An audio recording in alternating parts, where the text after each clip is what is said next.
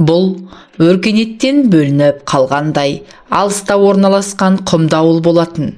Бір қарағанда адамдар аңқау, сенгіш, бәлелікпен ісі жоқ шекілді көрінетін. Адам аласы ішінде деп сондайды айтатын болар. Осыдан бірнеше жыл бұрын ауылға Тапалбек атанып кеткен Қапалбек келіншек алып келді. Біреулер ағасының алдын орап, ол не көргенсіздік десе, тілеулестер жақсылықтың ерте кеші жоқ, бақытты болсын деп жатты. Ата енесі келін түсіріп, қолдары ұзарып мәз. Үлкендері үйленіп, қалаға кеткен. Кейінгі екі ұл ғана еді, аяқтары тұсауланбаған. Қапалбек соның екіншісі. Өзі пысық, тірлікке епті.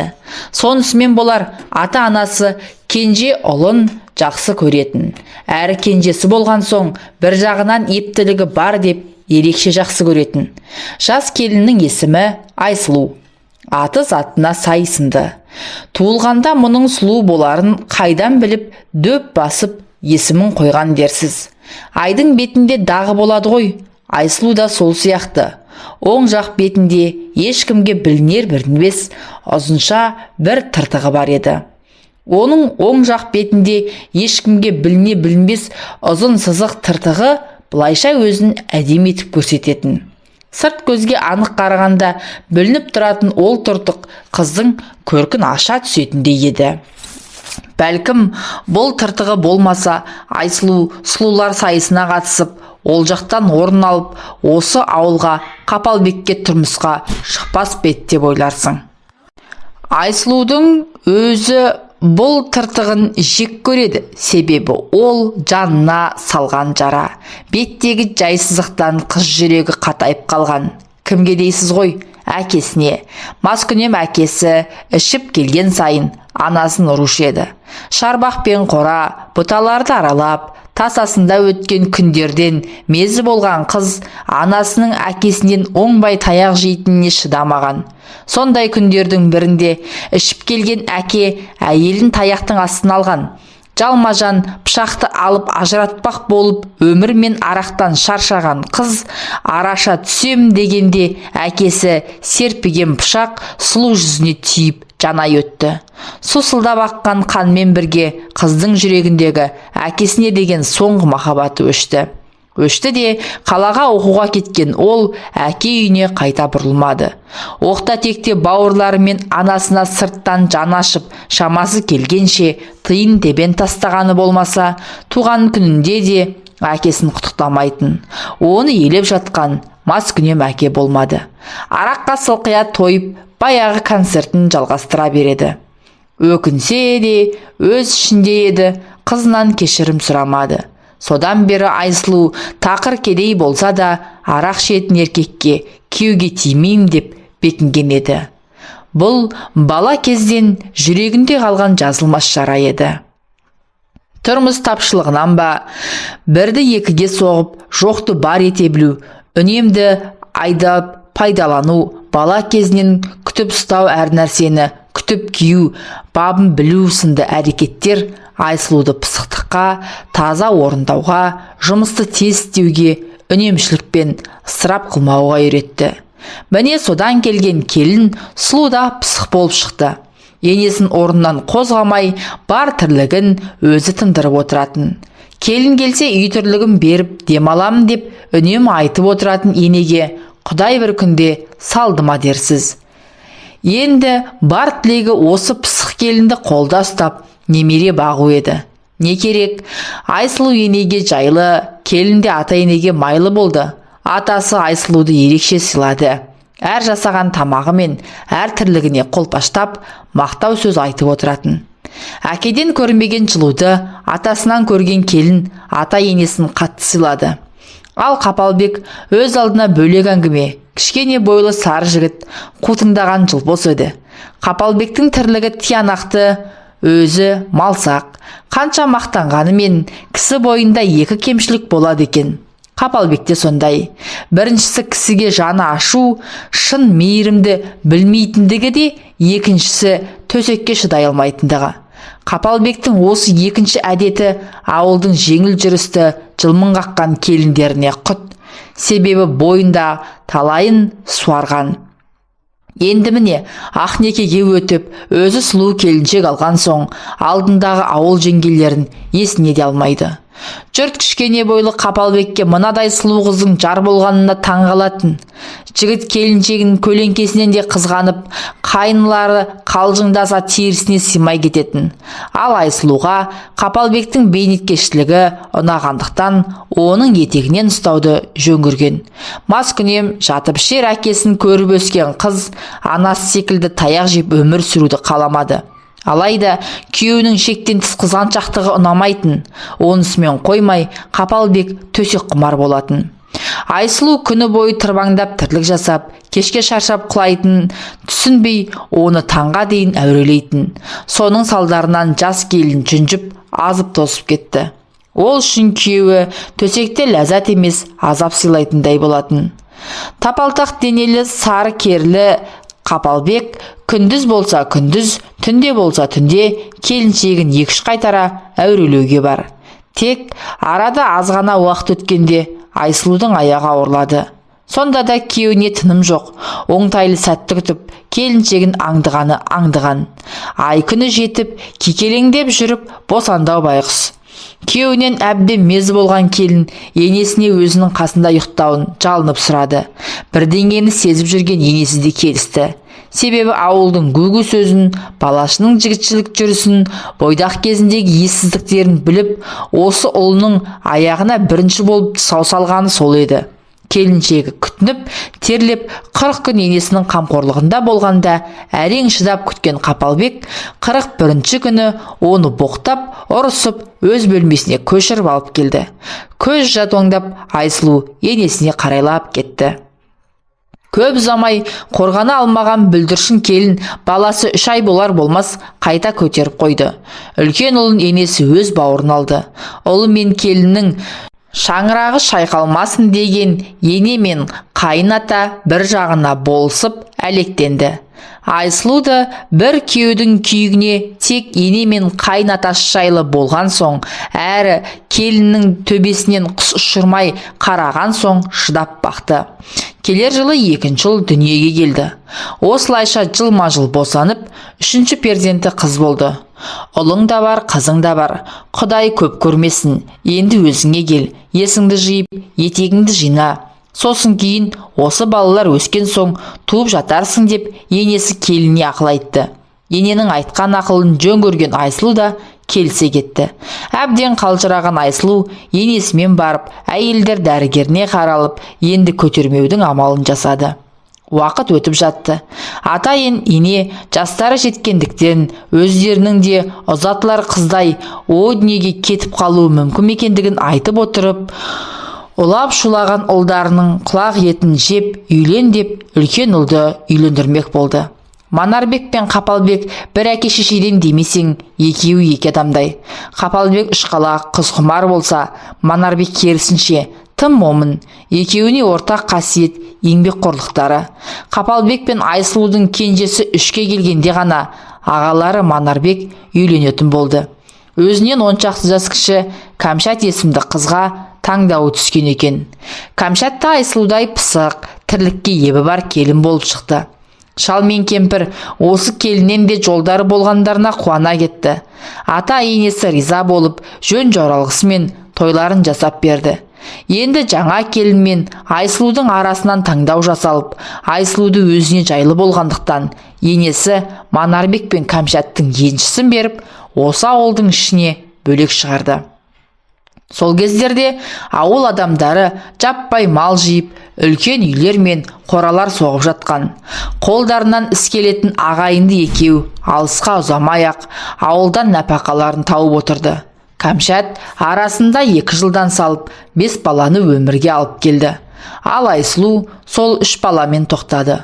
Бұл кезде де Қапалбек жұмыстан қанша шаршап келсе де, сұлу келіншегіне тыным бермейтін. Бейшара осы басында күйбеңдеп, тірлік жасағаншып, кеш жатуға тырысатын. Әрі берден соң өсіп қалған балаларынан ұялатын. 2 абысын оңаша сырласып қалғанда, Айсұлу күйеуінің төсек құмарлығына шағымданатын. Ал күйеуінен 10 жасқа кіші Кәмшат болса, керісінше риза емес екенін айтатын. Қайта керемет емес пе? Қатырасың, өмірдің қызығы да сол ғой. Бәсе, қашан көрсем құлпырып тұрасың, қартаятын түрің жоқ, қайнымда екен ғой бар мәселе, деп қулана күлді де, артынша қабағын түйіп. Біздің бай кеш келеді де, басы жастыққа тие сала қор етеді.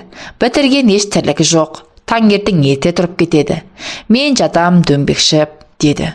Қойыңызшы жеңеше, шаршайтын болар, кешке дейін күннің астында кірпіш қалау оңай дейсіз бе, деп басын шайқады Айсұлу. Айсұлу, басқа түспей түсінбейсің, одан 3 ақ жас кіші қайным тынбайды деп отырсың. Екеуі де кешке дейін бірге жүреді ғой, ол неге шаршамайды, деп ренжи сөйледі абысына. Сонымен бұл тақырып бойынша ойлары сәйкес келмеген екі келін үйлеріне тарасты. Араға уақыт салып, қос баланы жайландырып болған Айсұлудың емесіне маза қашты. Денсаулығы сыр беріп жүргеннен, енесі мазасы болмай жүргенін Айсұлу байқаған. Бірақ аңдыған ауру табан асты алыптынады деп ойламаған. Олар қалаға барып, ем қабылдап та үлгермеген еді. Ауруханаға барғанда бұлардың кешіккендерін айтты.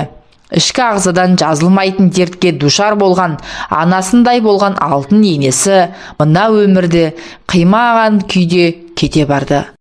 Босаға аттағалы 100 шайқасып көрмеген енесінің өлімі Айсұлуға басқаларға қарағанда ауыр тиді. Себебі балаларын қарасып, тірлікте бір жағына шығып, Қапалбектің тентек мінезінде басатын осы ене еді. Атасы момын кісі болғандықтан ұлдарына аса тіл өтпейтін.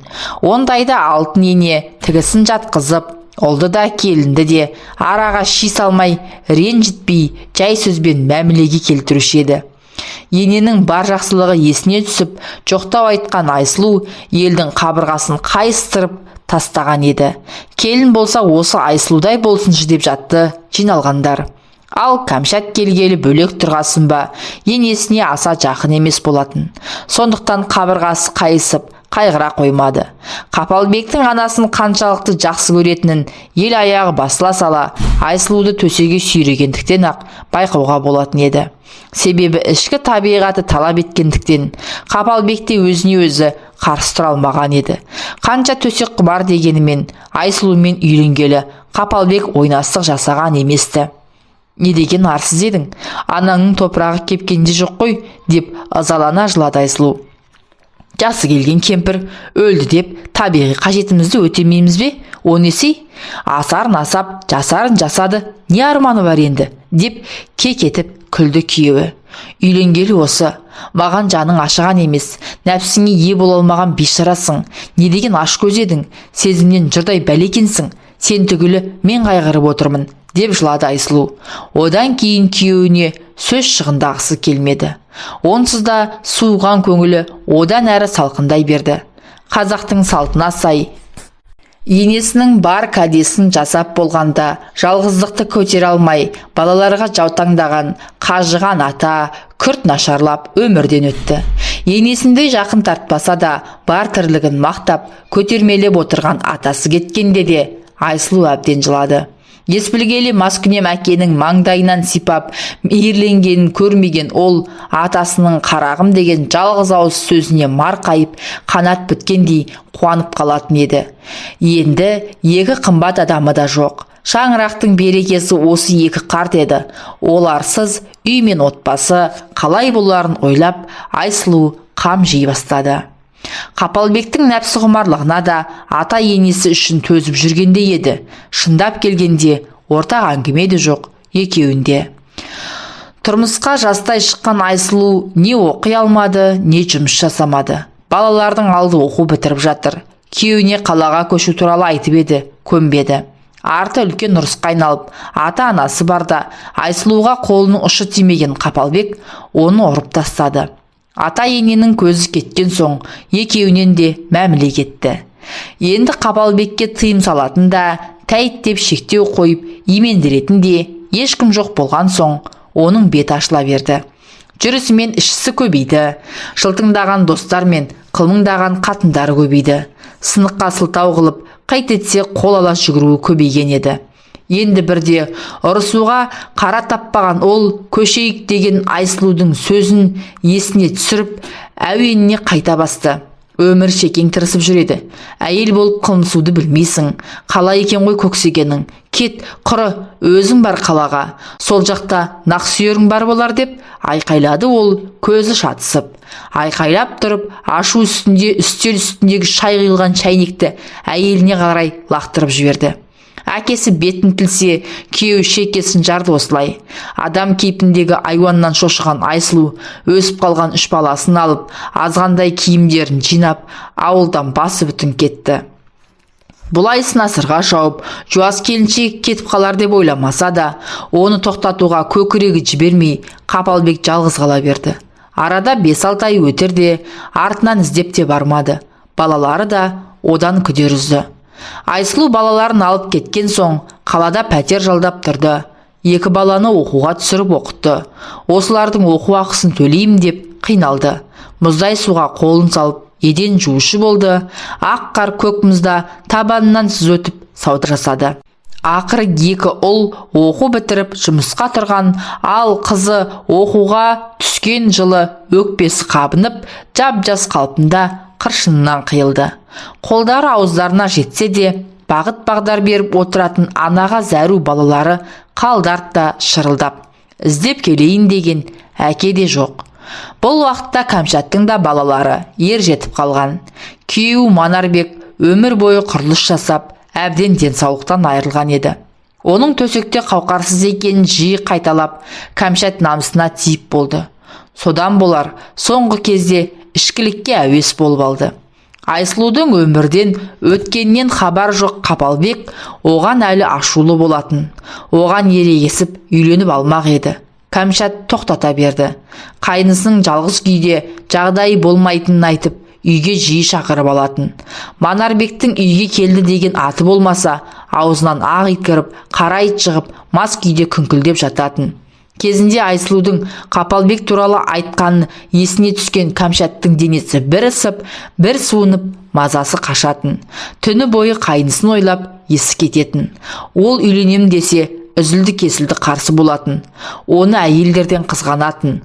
Ауылдағы тура жолдан тайған келіншектердің ешқайсысы Қапалбектің бетін қайтарған емес. Мұны білетін Кәмшаттың қызғаныштан іші тырнан алатын.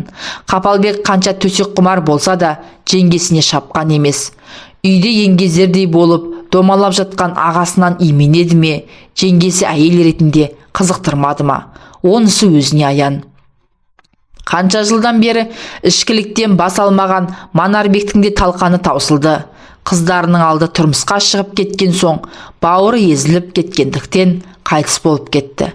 Кәмшат кіші ұлы мен қызы 3 қалды.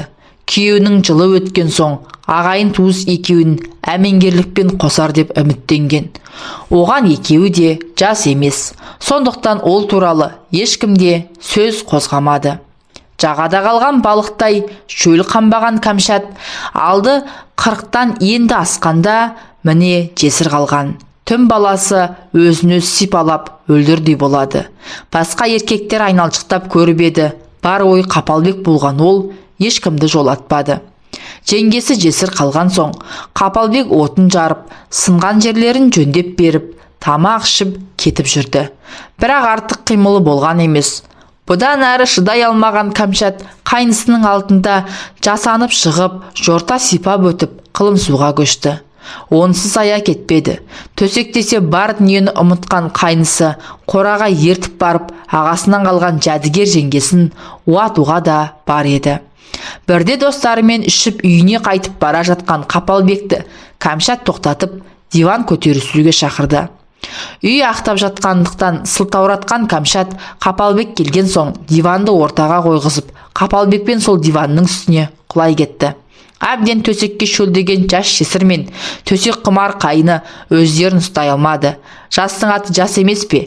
Кәмшат Айсұлудан әлде қайда жас еді. Жеңгелік жолы демесең, Қапалбектен де 8 жас кіші. Ер құшағын аңсаған Кәмшаттың от денесі Қапалбекті қари берді. Ол осы ауылда қанша жесірмен жатып жүрсе де, Кәмшаттай төсекте белсендісін көрмеп еді. Жұмыр желін, арық бел, аппақ күн тимеген сан, ұмар-жұмар Қапалбектің үстінде жатты. Келіншек жеңге емес, ойнастай аңырсып, ысып жатты. Қапалбекті көп деген армандаған ол, жаным, сені тура осындай деп елестеттім. Өзімді саған ғана сақтадым деп айқайлап жіберді. Ішкіліктің буымен Қапалбек те аянып қалмады. Бірақ болары болып бояуы сіңген соң еш жиып тез жиналып кетіп қалды. Содан кейін бұл үйге көпке дейін жоламай кетті.